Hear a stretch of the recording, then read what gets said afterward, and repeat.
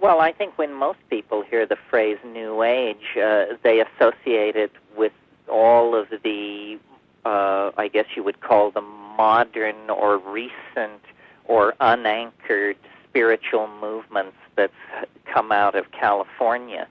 I think when the section of the public that is fundamentalist in its orientation hears the phrase, they think of it as a neo-pagan outbreak, probably driven by devil worship and that sort of thing.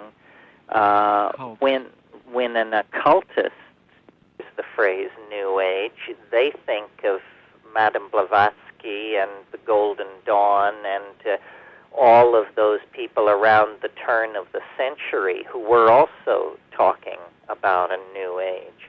So obviously it has different connotations for different people. It's a group of religions. It's an impulse. In other words, you can consider yourself New Age if you simply embrace wheatgrass diets, or you may have to embrace channeling or healing with crystals or shaping your life through affirmations. These are all cliches of the New Age, and a person may subscribe to some of these things and not others. I see it as a fundamentally, it's fundamentally shaped by an impulse toward the irrational. And my argument with it is that it seems to lack any ability to do critical evaluation of itself. So the New Age is more fiercely a religion even than the old mainstream religions are.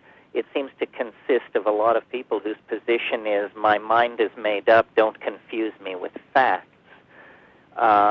It's characterized, I suppose, at its core by a weakness for gurus, for lineages, which is always a substitute for clear and rational thought and analysis. So in a way, there's much about it is not new. It is pagan. It is non-Christian. It's got its roots in, as I said, theosophy and Crowleyan magic and astrology.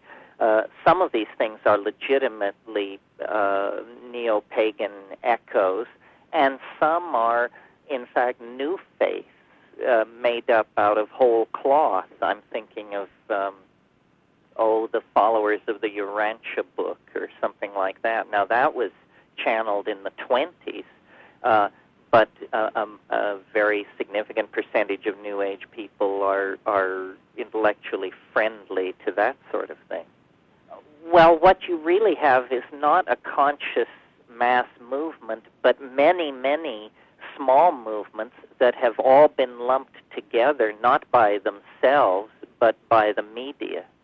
I mean, the media phrase New Age basically refers to this vast, unstructured group of cults, belief systems. I mean, a person can consider themselves New Age, I suppose, if they just practice affirmations and try to keep their cholesterol low. Well, that's a far cry from signing up at the Solar Temple and giving all your money away and beginning to use Moldavite suppositories. I actually saw Moldavite suppositories, man, for sale. What did you see them with? Oh, where was this? No, what are they anyway? No, Moldavite. I'm sorry, I'm deeper in this shit than I realized. Moldavite is a glassy green mineral that is created when asteroids impact the Earth, and it forms into these little things called tektites, which are considered in the New Age to be extraordinarily healing and, energetically charged or something. This is an idea that gems and minerals and crystals have healing properties that the New Age has brought back basically from Renaissance theurgy and magic. But it's one of the ideas very typical of the New Age: crystal healings, crystal pendulums, so forth and so on. In my public comments on this, speaking from the point of view of being a psychedelic advocate, I've been known to say that the New Age will embrace almost anything as long as it can be assured that it is not effective.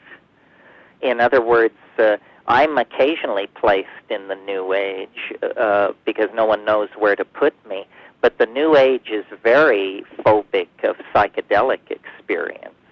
That's just a bit too real for it. I think it's that the impulse to watch your diet and the impulse to form your thoughts with care, lest you put bad vibes out into the world, and certainly the impulse to care for the environment.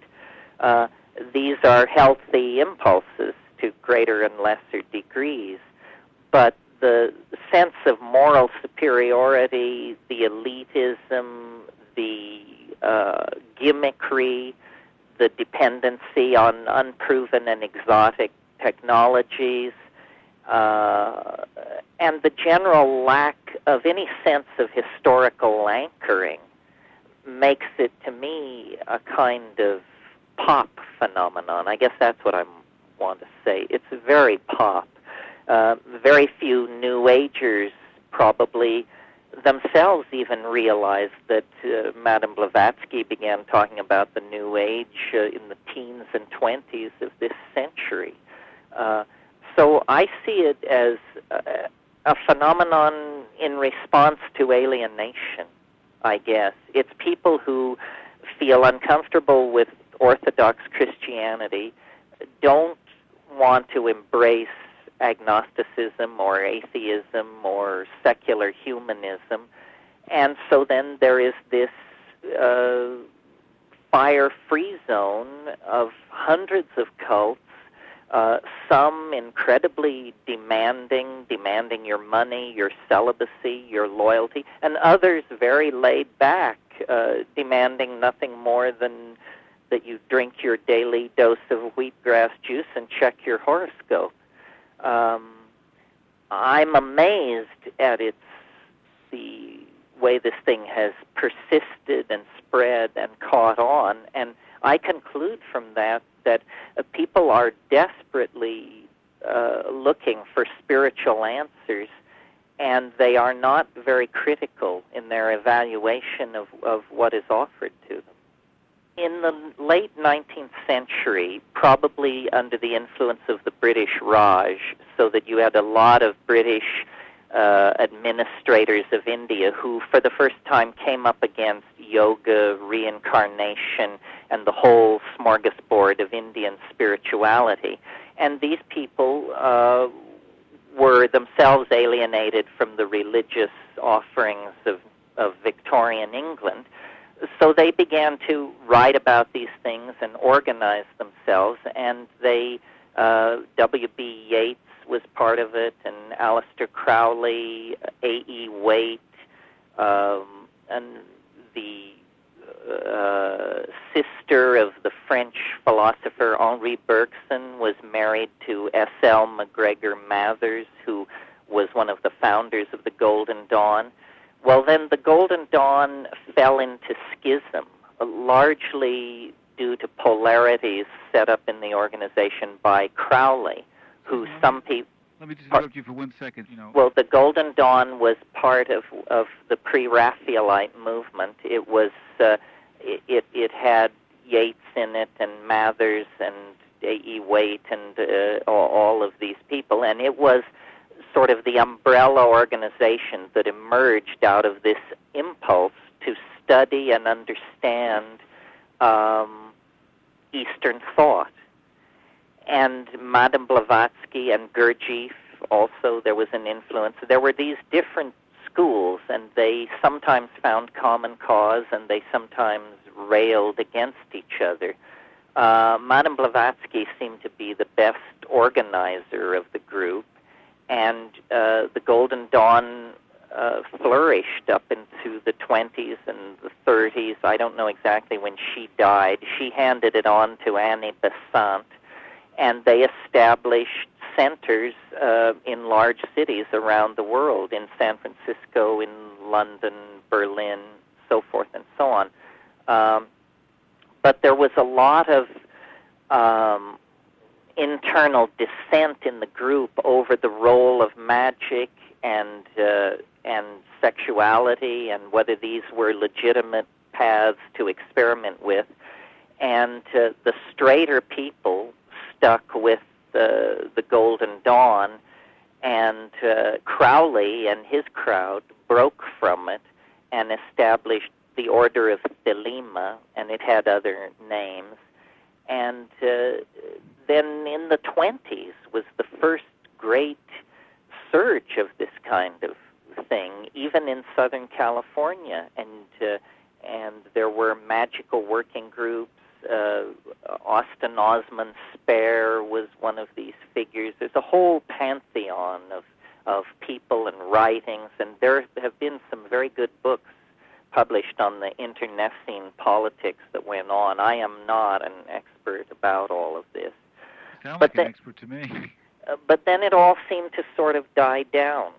In the 30s, I guess maybe intellectuals turned to Marxism, or that generation of people sort of died out. Madame Blavatsky became very interested in Krishnamurti. He resisted, these groups wanted to proclaim him the world Messiah, and he basically told them to get lives and get real, and that he was not the world Messiah, and that he didn't want that laid upon him. And Krishnamurti is an interesting figure because he resisted all of these impulses and yet was at the very center of it. And in the 20s is when the Urantia book was channeled, and the Kellogg with his dietary obsessions, and this thing had all kinds of elements to it. It was a religious thing, it was a magical school, it was a critique of diet, it was a critique of Orthodox Christianity. And then, as I said, in the 30s it seemed to go underground or fade away. Marxism and fascism on the other end of the spectrum seemed to claim intellectuals' attention, the Bloomsbury people and all that. And then in the late 40s, after the war, it all came back again. You had the Betty books, Betty White and her thing. You had the first UFO sightings, and the Rosicrucians were establishing themselves in San Jose, California, and it seemed to grow steadily through the late 40s and the 50s, generally in Southern California. And even back then, it was a joke and a cliche that California was a pretty nutty place. You had people like Amy Semple McPherson, these fantastic preachers who did these shows which were part preaching, part Busby Berkeley type productions. And then the 60s came along, and because of the influence of psychedelics, I think, and because of another wave of interest in the East, this thing always seems to be to get its intellectual juice from surges of interest in Eastern thought. For the early wave, Madame Blavatsky and all those people, it was India. Well, then in the early 50s, you get people like Daryl Suzuki writing about Zen, and Alan Watts, and Krishnamurti was still alive at that time. And psychedelics created an interest in these things. Psychedelics were never embraced by the New Age, although certainly Crowley was a drug user, a very cosmopolitan drug user. And then it just sort of, as the drug taking of the 60s was repressed and people got scared of LSD and all this, they were now speaking a language of vibrations and affirmation and meditative visualizations. Tibetan lamas, Tibetan Buddhism became very chic. There was a lot of sexual permissiveness and underground experimentation. The flying saucer cults were developing in parallel. I know this all sounds very messy, but it was messy in the sense that a yogic ashram has very little to say to a flying saucer cult, and neither has much to say to an astrologer. And yet all, and much more besides, are legitimately considered part of the New Age. It went from being a fairly, I think, genuinely motivated fringe group of religious impulses that was then subverted by commercial interests that I think were much more cynical, and people who took a look at it and said, well, how can we configure this into saleable products? How can we market this as a series of 10 lessons? How can we make this something which we can sell? And in the 70s is when this all came along. And, if things were not bad before, they were certainly much worse after, because I think the level of cynicism is incredible. People who lead cults preaching abstinence and avoidance of sugar and you name it are themselves, completely at ease, violating whatever they've just been preaching to the masses. It certainly doesn't corner the market on that. You have your Jimmy Swaggarts and that sort of thing. But the New Age, when it went big time, when it got to be big money, I think a lot of very cynical people moved in, dumbed it down, got rid of all the stuffy Victorian esotericism, and packaged it in bright colors and made a lot of money with it. I think that a lot of people who have not been taught to think critically are being victimized. That's absolutely right. This Heaven's Gate thing is a perfect example. I've been hearing interviews on NPR, and people are saying, well, to meet these people, they were very intelligent, very well-spoken. Well, that's not how I remember it. I remember in 1975 when the leader, who then called himself Bo, and Peep, his female consort, were going around. They were saying they were extraterrestrials. And somebody said to me, you want to go hear them? And I said, are you kidding? That's all I need to know. This is a con. So I don't know what kind of intellectual standards are being applied to this stuff, but I've taken a very cynical approach toward a number of New Age phenomena, and I've been right every time. I was right about Est. I was right about Bo and Peep. I'm not interested in fire walking. I think the Urantia book is nonsense. But I sometimes find myself in situations where I'm with people whose decency can't really be challenged. What seems to have happened is a real failure of the educational system to teach people how to distinguish shit from shinola, That's perfect, but just don't say shit and shinola, say something else, like their rear end from an elbow or whatever. Yeah, well, people who are unable to tell the real thing from a con. And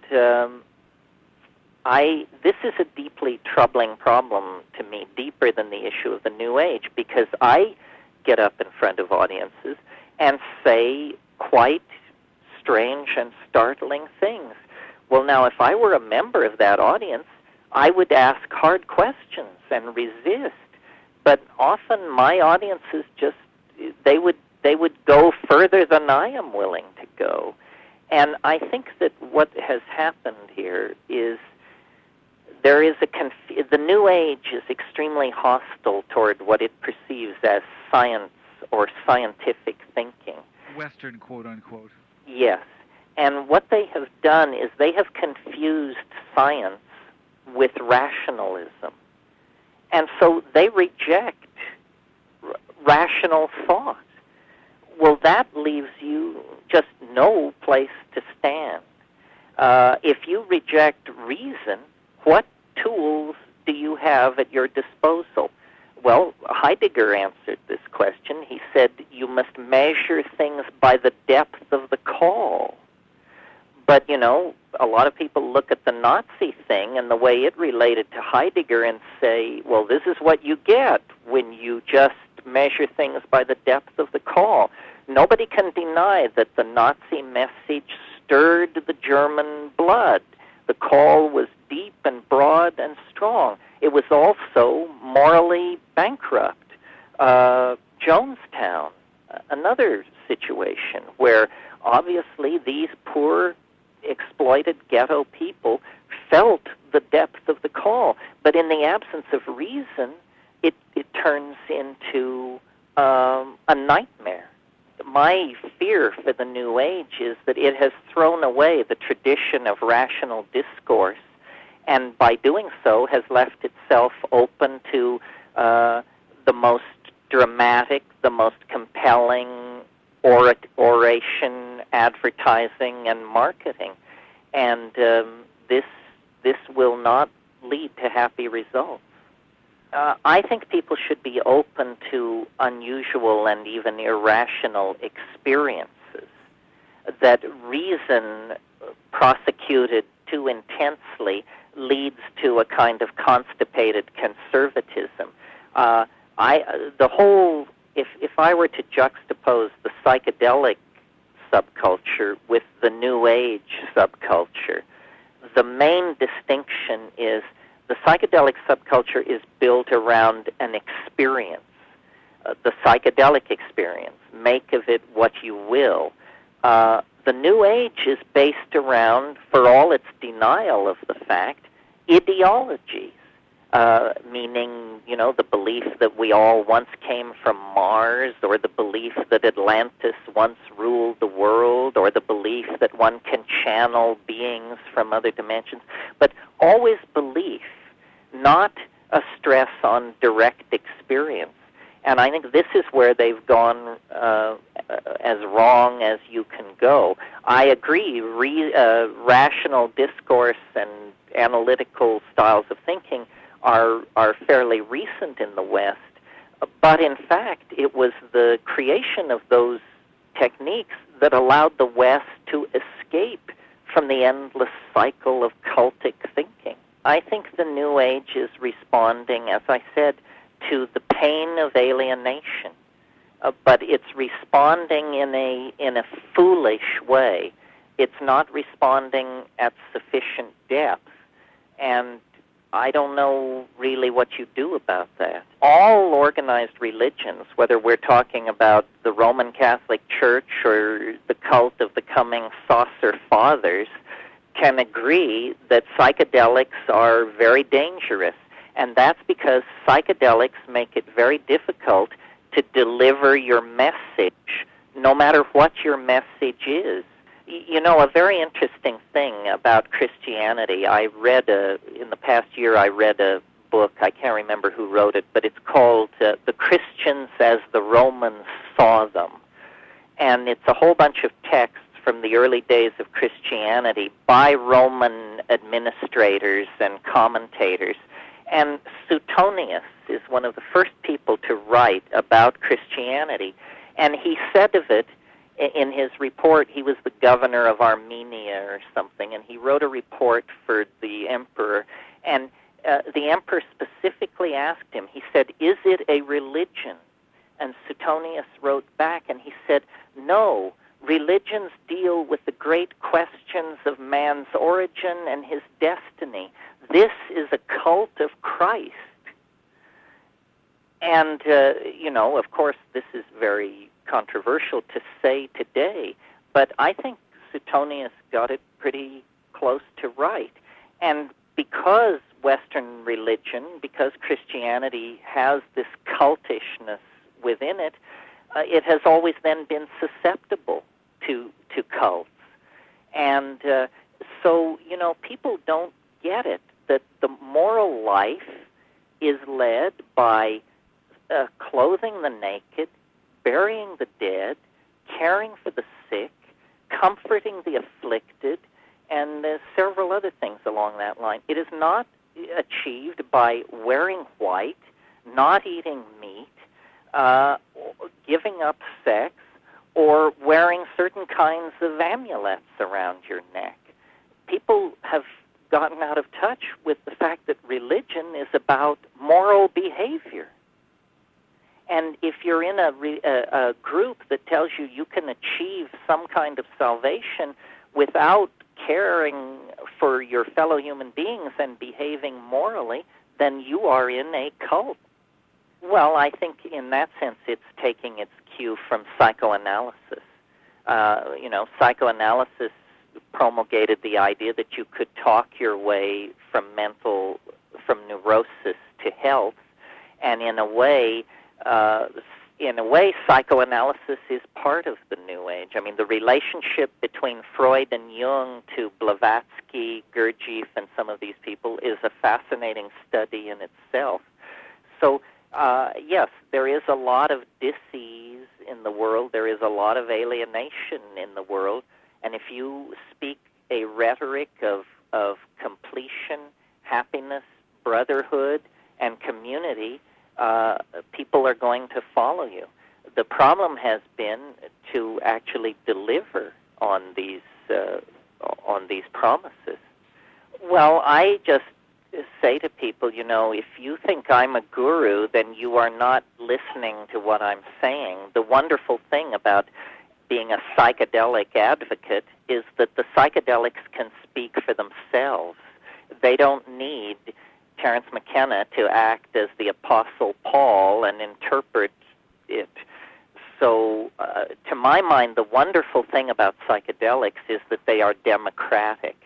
That, you can do it, I can do it, the guy down the street can do it. It isn't about lineages or how many years you've served the master or how many years you've been celibate or anything like that. And all these other methods somehow establish an automatic elitism. That those who advance must necessarily be somehow better.